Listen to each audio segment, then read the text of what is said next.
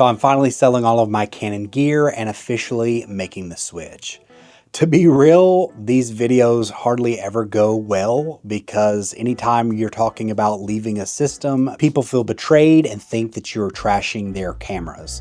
And to be honest, with Canon, that couldn't be further from the truth. I think that some of my favorite videos that I ever made were actually shot on the Canon EOS R.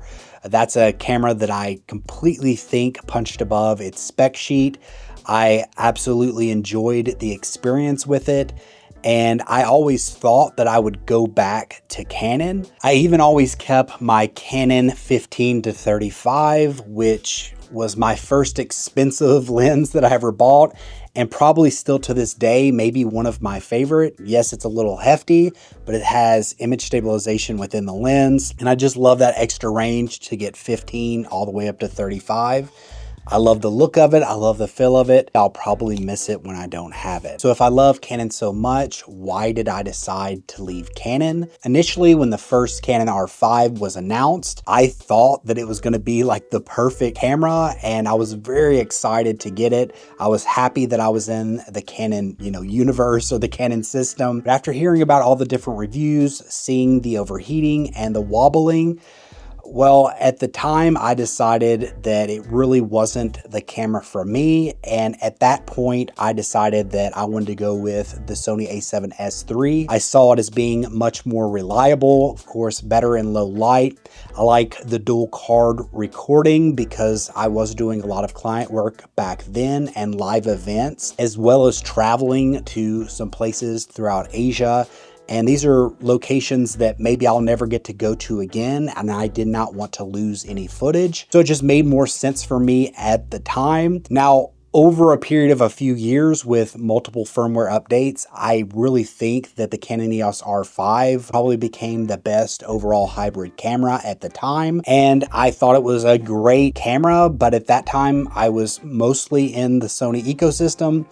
But I always kept my Canon lenses because, well, I always kind of hoped that I would go back to Canon. And eventually I did wind up getting the R5C and keeping my a7S III as well. And the reason I did so is because with this channel and also with my love of cameras in general, I like to switch around and use different cameras from different systems because I try not to be biased towards one particular camera system. So I can give at least the most objective thoughts that can come from myself. But the Canon R5C was a very big disappointment for me. It had some pros, but the cons completely outweighed it.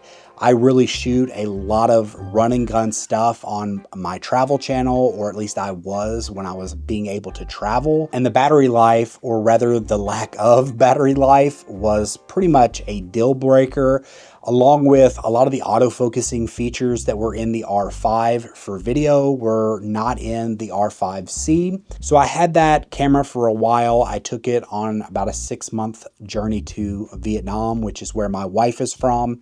And we had a good time with the camera, but overall I found myself just mostly using the a7S III because I had a lot of muscle memory with it and I just felt more comfortable with it at that time. So when I got back to America, I decided that it was time to sell the R5C and maybe look towards the future, keep my Canon lenses as I always have, and see what Canon had to offer down the pike. Now, one thing that I did not foresee was, well, what happened to my a7S III shortly after. The a7S III that was my run and gun camera, which was my workhorse camera, which I used pretty much all of the time, it had some issue with the sensor not doing the automatic self-cleaning. And I actually think, now that I've used other cameras from Sony, that the active stabilization just maybe never worked in that camera. It's kind of hard for me to tell.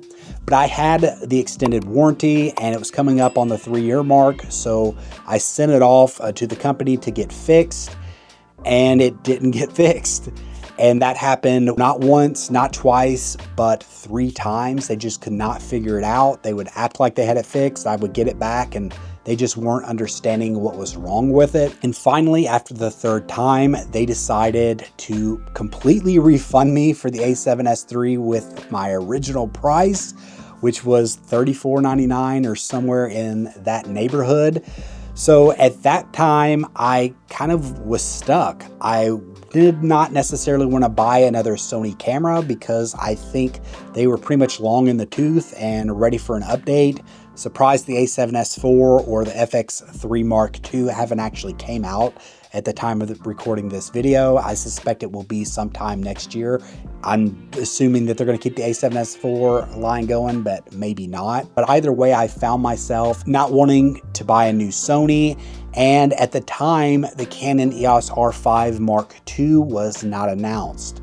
So I didn't want to buy either one of those systems, and I thought, well, I have an influx of money and I know and have been hearing about the Nikon Z8. Maybe it's time for me to finally give Nikon a shot. And if I don't like it, it is a newer camera. It's going to be holding its value for a little bit longer. I can always sell it when the new Canon comes out, or if the new Sony, whichever one blows me away. So fast forward a bit, and the Canon EOS R5 Mark II was finally announced, and I was ecstatic for it. I actually jumped on the pre-order well before I even saw any of the reviews because I was like, I want to get this camera. Maybe I'll dual system Nikon and the R5 Mark II. Maybe I'll sell my Nikon camera even though I'd been enjoying it. But the more I studied up on the R5 Mark II, I realized that to me it wasn't a big step, if at all, over the Nikon Z8. Yes, it had a flippy screen, which I completely prefer over just the flip down screen. And there was no doubt that it had better autofocus, but it was also missing a few things that I thought it should absolutely have. It did not have the oversampled 4K 60, which the R5C had and which the Z8 has. And that's the mode that I use the most if I'm trying to get any kind of slow motion footage, because I love how crisp it is. And it didn't make sense because it has 8K 60, and if it has 8K 60, it feels like it should be able to do 4K 60 oversampled from or downsampled from that 8K. So that was like a big turnoff for me. And the more I was looking into it and the more I was realizing, man, I really enjoy my Nikon camera. Besides my growing love for the Nikon Z8, they also acquired Red, which to me was a huge step in the right direction for me who shoots mostly video. And now I can foresee a path from the Nikon Z lineup to a Red camera, hopefully in the future if I ever get on that level. And they've already started to integrate different things like the LUTs, and I also can foresee them coming out with similar to a FX type camera or FX3 camera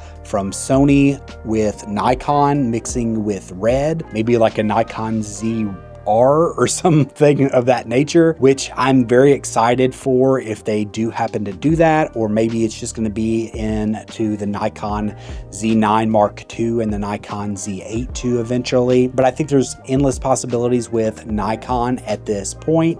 And honestly, it was just too exciting for me to give up on Nikon to go back to Canon at this point. So yeah, I'm mostly going to be shooting Nikon and Sony now, but it does not mean that I dislike Canon. It just means that it makes the most sense for me. But drop in the comment section below and let me know if you think that my decision makes sense, or if you think I'm completely crazy, if you hate me for leaving Canon, or whatever you're feeling. Drop in the comment section below and let me know. If you've liked this video, be sure to give it a thumbs up and consider subscribing. Until next time, peace.